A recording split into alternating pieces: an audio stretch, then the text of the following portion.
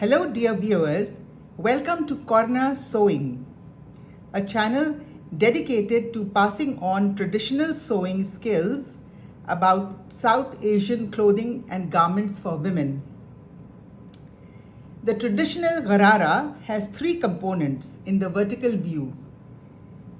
They consist of the waistband, which is here, then the Kunda, which is the upper part of the leg, and then the goth, which is the lower part of the leg.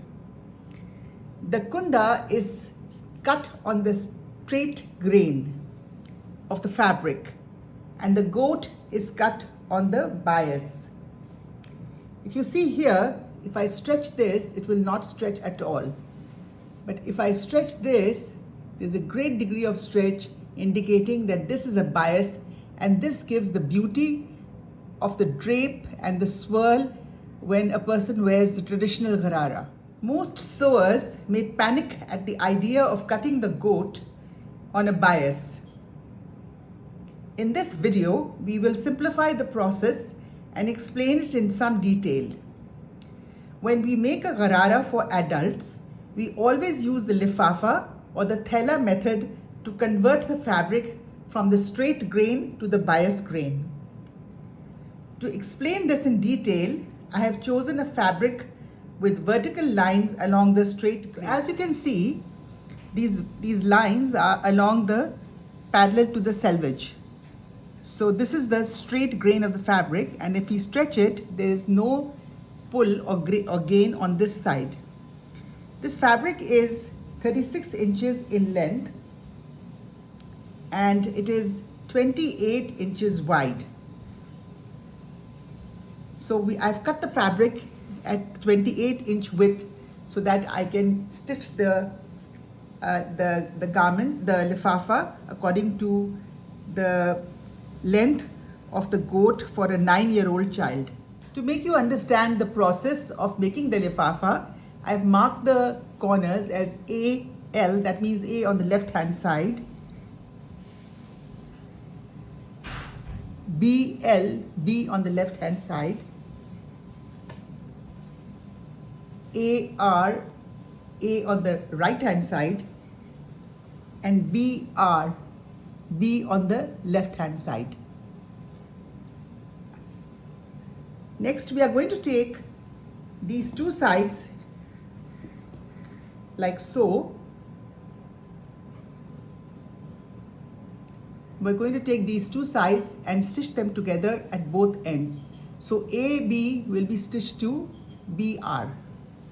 AL will be stitched to BL. So that will stitch along this line and along this line. Stitched up in a black thread. You can see it very clearly. So now these 2 points have now come together. On the left hand side, point A and B have come together like so. Similarly, I've stitched the other side also, and this is also come together now here. Now we will open up this side like so. We will open it up in such a way that this is lying right in the center,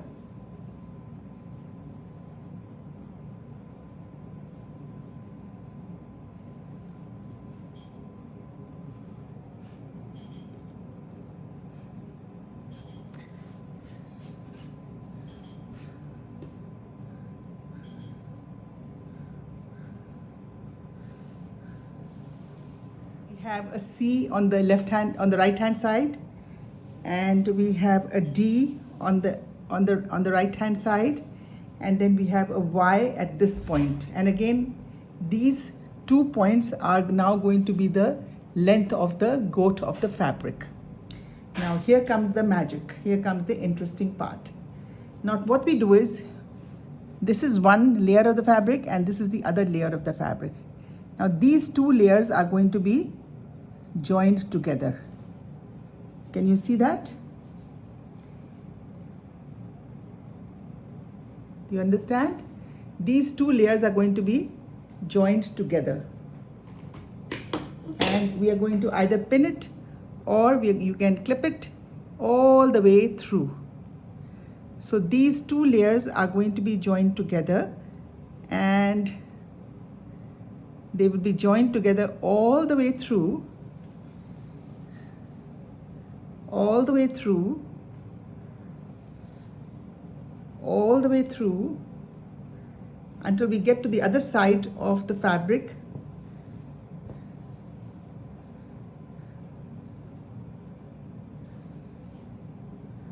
All the way through, all the way through, up till this point. So we are going to now join these two layers together all the way through.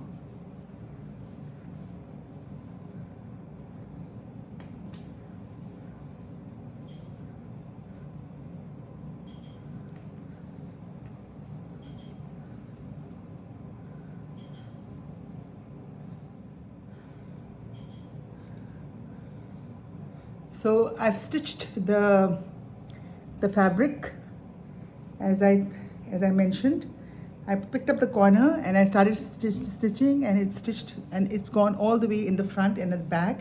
And now after stitching, now we have a proper, what we call a THELA or a bag. A THELA is actually a bag. So now we have a THELA, but if now that we have trying to square it on the sides, so it's actually a rectangle, not a square, but trying to flatten it out on the sides, it will not flatten out completely, and there will be some like folds here.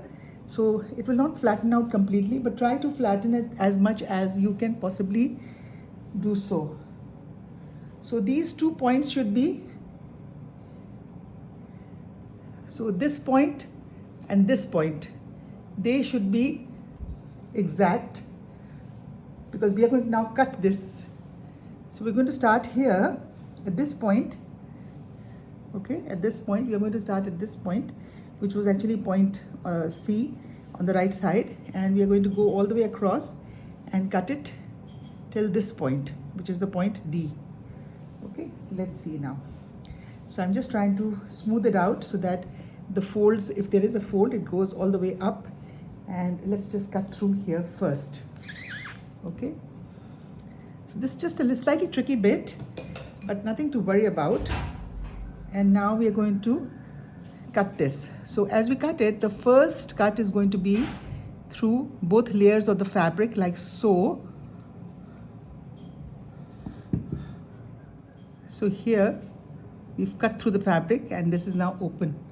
Okay, so now I'm going to very slowly cut across, trying to get a straight edge and not a jagged edge.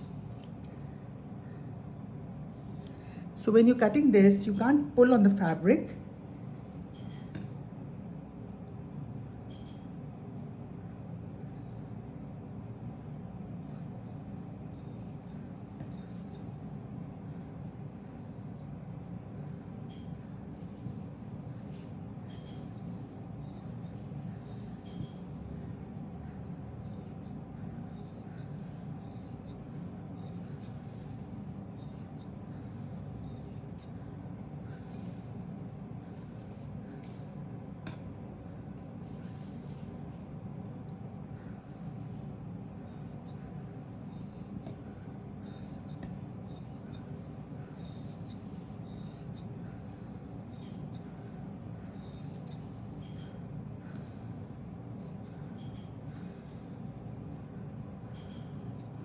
So as you can see, we have safely reached this point here, which we wanted to reach.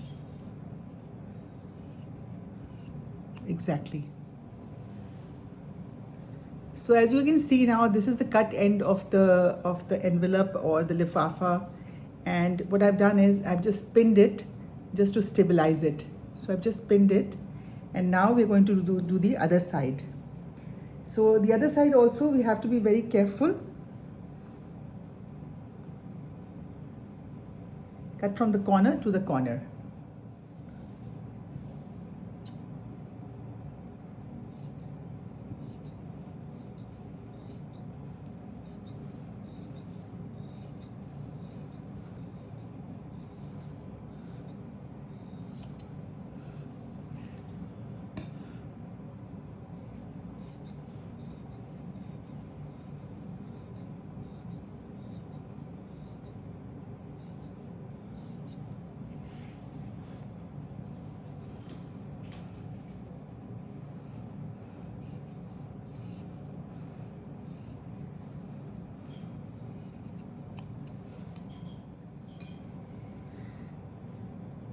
So now do you see the magic of that process of cutting a lifafa or cutting Ureeb cutting? So you see this is the top end, which is going to be joined to the Kunda on the top, and so we will take half an inch of seam here, and this is the bottom end, which is going to be folded about 1.5 inches or 2 inches, depending upon what the length is. The actual length that we want at the end of the day is, I think, about 15 inches. So it's a bit long, but doesn't matter. We'll trim it off at the end or have a broader hem. So this is about 17 inches. And so what we'll do is that so this is a Garara that I'm making for a 9-year-old. And I think we need about 15 or 16 inches in length for the goat. So you see this, we started off with this fabric with the straight lines. This is what we started off with, and see the magic, how the thing has been converted into a bias. So this fabric, as I showed you before earlier also, there's no give in the fabric because it's on the straight grain. But this fabric, huge amount of give in it because this is on the bias grain, and this gives you the beauty to the Garara. The flow and the swirling of the Garara, the goat of the Garara, is because it is cut on the bias. So I hope you understand. I'm going to show it to you on a piece of paper as well, and then I will give you some measurements about how much fabric you should take for the desired length and for the desired width of the Garara. So going back to this image again, we now have to so we have taken the width of the fabric according to the length of the goat, but now we must also have an idea about the circumference of the entire goat, which is going to be attached to the Kunda at the top.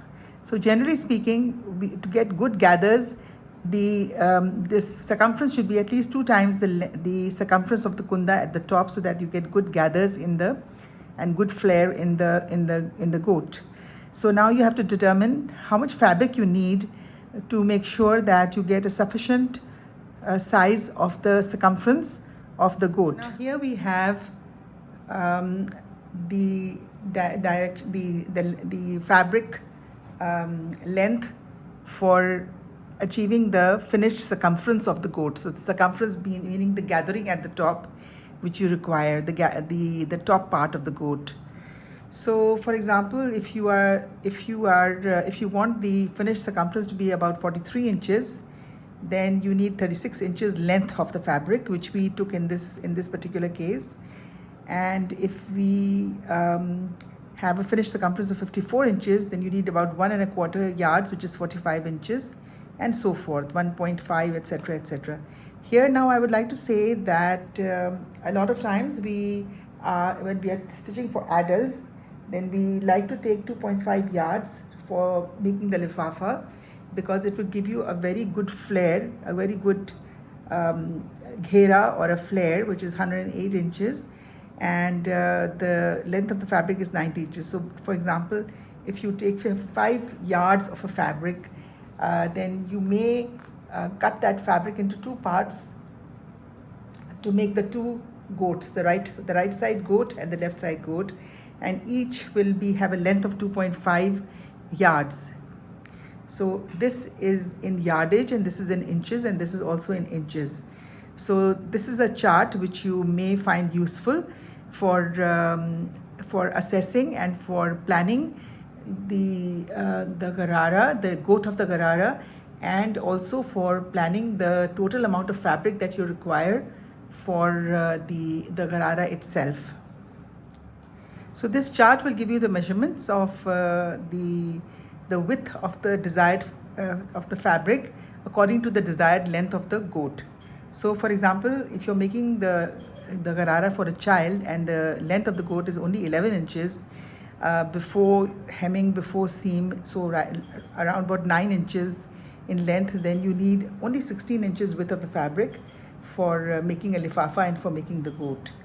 If the length is 14.5, then you need 20 inches. If the length is 15.5 inches, then you need 22 inches width of the fabric. If your length of the goat is 18 inches, then the fabric width should be 26 inches. And if the length of the goat is 20 inches, then you need a width of the fabric before cutting or before making the lifafa as 28 inches. Similarly, this is the other thing. Now, on an average, this is the most important measurements that you need for adults. Usually the length of the goat is either 25.5 or you may want to make it up to 28 inches, because you're going to then lose some inches in the hemming and in the seam up at the top.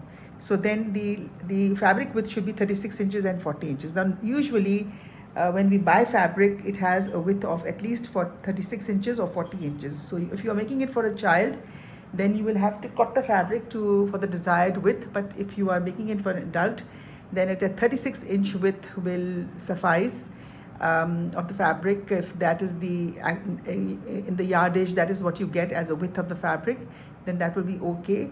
But if the width of the fabric is less than 36 inches, then it's going to be very, very difficult to make the lifafa, and then you may have to cut it in a different way.